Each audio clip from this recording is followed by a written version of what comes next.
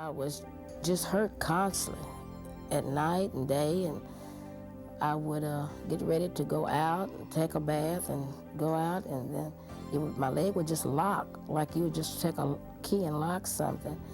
When I went to work, well, it got so bad that I couldn't kneel down to dust, and I couldn't climb high to reach because I was just scared, you know.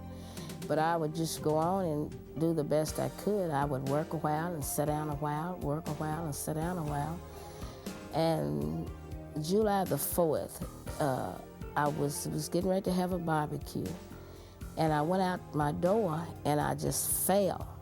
It was then apparent to Loretta what she had passed off as arthritis was getting worse, and it was time to see a doctor. So when I went to the doctor, he examined me, but from my waist up. And so he said he didn't see anything wrong, you know, still thinking that this was arthritis, you know. She lived in constant pain. A few months later, Loretta's daughter went into the hospital for surgery. And when her daughter's doctor noticed her pain, he knew there was something seriously wrong. The doctor came out and he approached me. He says, Miss Stafford, I want to talk to you about your daughter. And so each time I tried to get up, just seemed like I couldn't move. It had locked. And it was very embarrassing because there's about 35 or 40 people sitting there. And here's this doctor telling you, come on, you know, he wanted to talk to you and you couldn't move. So finally he came over and he helped me up.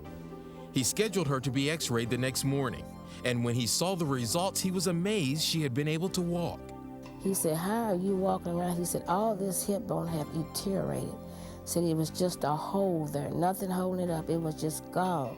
And so he said, well, Miss Stafford said, you're gonna have to have surgery right away. Loretta underwent surgery to have her hip joint rebuilt. After surgery, she was in a lot of pain. She underwent therapy and was able to move around with the aid of a walker. However, the pain was so severe she couldn't sleep. So she would often watch television throughout the night.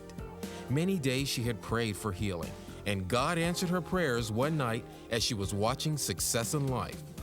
And every morning I would turn on, I would look at him, and I would say, Lord, I wish he'd give me a word. Lord, I was just hoping that he would. Around a little after 5, he said somebody had a hip, in the right hip, and so they'd been on a walker, and phrased something like that. And he said, if you get up now in Jesus' name, he said, the Lord is going to heal you. So I lay there with my companion, we lay there in the bed, and so he said, I said, get up right now. And it was just like that God called my name and was telling me to get up.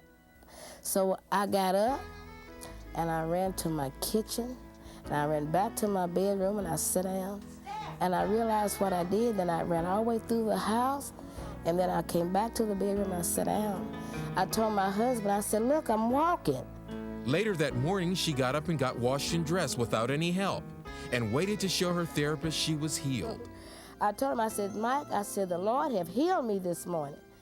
And so he just kept standing there, so I got up and I did some things to show him. And so me and him, you know, we were just praising God together, you know, and rejoicing over my healing. So he told me, he said, now wait a minute, you slow down here. So he had me to do some things. And so that particular morning, he said, my sister, you are healed. The next day, she had an appointment with her doctor, and he was amazed at what he saw. And I went on to tell him about it and everything. So he said, well, we're going to see. So he put the x-ray up there, and then he looked at me, and he said, I'm going to give you some arthritis pill. He said, no, you don't need no arthritis pill. And he said, you don't need your walker. He said, go on out of here and go do your Christmas shopping. I picked up my walker, put it under my arm, and I walked out of there.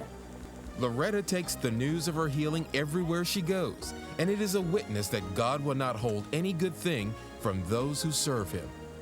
I've been to different surrounding little towns here where I live, and I was letting people know that God can save, he can heal, and he can make a way for you. And let them know there is nothing too hard for the Lord. And I was telling them, I said, I've read about it, I saw it on TV, but now it happened to me.